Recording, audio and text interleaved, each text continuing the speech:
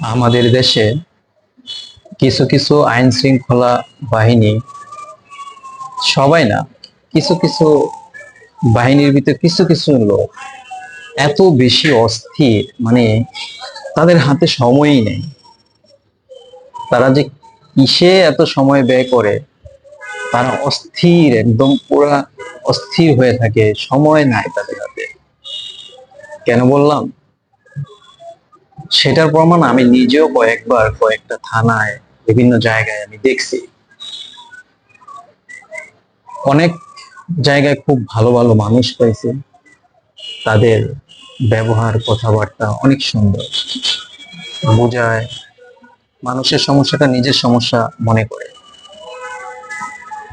এখন এই কথাটা বলার একটাই কারণ, বগুড়ার দুপচাচিয়া ছেলের হাতে মা খুন, এই যে সংবাদটা প্রচার হইল, সেই সংবাদের পরবর্তীতে পুরো বিশ্বটা তোলপাড় হয়ে গেল। মানুষের নিরাপত্তা কোথায়? কাকে বিশ্বাস করবে?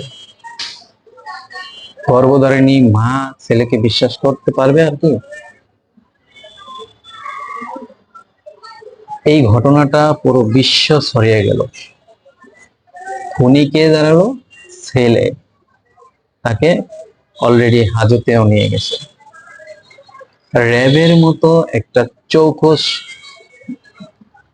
আইন শৃঙ্খলা বাহিনী এরকম ভুল ইনফরমেশন দিয়ে মিডিয়ায় কিভাবে সেটা প্রকাশ করে? মিডিয়ায় প্রকাশের আগে অবশ্যই সেটা যাচাই বাছাই করে দোষী ব্যক্তিকে প্রচার করা উচিত। সেটা যেমন দায়িত্ব আইন শৃঙ্খলা বাহিনীর, ওইরকম দায়িত্ব সংবাদ মাধ্যম কর্মী যারা আছেন তাদেরও।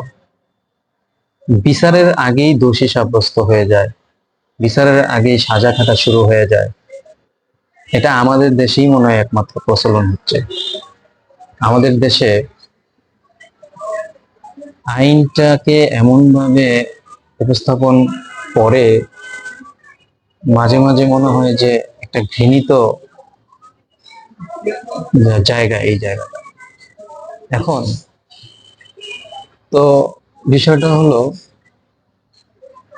এখানে যে যাকে দোষী করা হলো সেই ব্যক্তিটি বর্তমানে নিউজে আসতেছে যে সে নির্দোষ। তাকে খুন করেছে ওই বাড়িরই ভাড়াটিয়া শিমুল চন্দ্র রায় নামে একজন ভাড়াটিয়া, তার সাথে আরো কয়েকজন যোগসাজুদে তাকে হত্যা করলো। তো এই যে হত্যাকাণ্ডটা ঘটলো,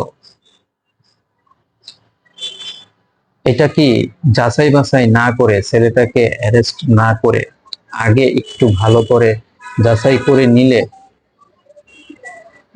তারপরে ছেলেটাকে দোষী প্রমাণ করে যদি মিডিয়ায় দেওয়া যেত? যেহেতু একটা স্পর্শকাতর বিষয়, মায়ের মানে ছেলের হাতে মা খুন, জিনিসটা অনেক বড় একটা ব্যাপার। আর এখন প্রমাণ হচ্ছে যে ছেলে খুন করে নাই। ঠিক আছে, ছেলে ছাড়া পাবে, সব হয়তোবা ছেলে খুব দ্রুত ছাড়া পাবে, কিন্তু ছাড়া পাওয়ার পর এই ছেলেটা সমাজে কি মুখ দেখাতে পারবে? যারা নাকি মিডিয়ায় এই সংবাদটা রিপিট আবার দেখবে যে না ও নির্দোষ না, তারা শুধুমাত্র বলতে পারবে যে এই ব্যক্তিটি নির্দোষ। বাট যারা দেখে নাই বা দেখবে না কখনো, তাদের চোখের সামনে যদি এই ছেলেটা পড়ে, তখন তাদের মানে রিয়েকশনটা কি হবে এই ছেলেটার প্রতি? যদি ক্রেজি মানুষের হাতে পড়ে যায়, তাহলে তো গণধোলাইও খাইতে পারে। তার এর নিরাপত্তাটা দিবে কে? এই যে বিষয়গুলা, এগুলা উচিত আইন শৃঙ্খলা বাহিনী যারা স্পর্শকাতর বিষয় নিয়ে মোকাবেলা করেন এবং গণমাধ্যম কর্মী যারা আছেন, তাদের উচিত সঠিকভাবে তদন্ত করে সত্য ঘটনা উপস্থাপন করা। এটা সকলেই আশা করি এই ঘটনা থেকে শিক্ষা নেবেন।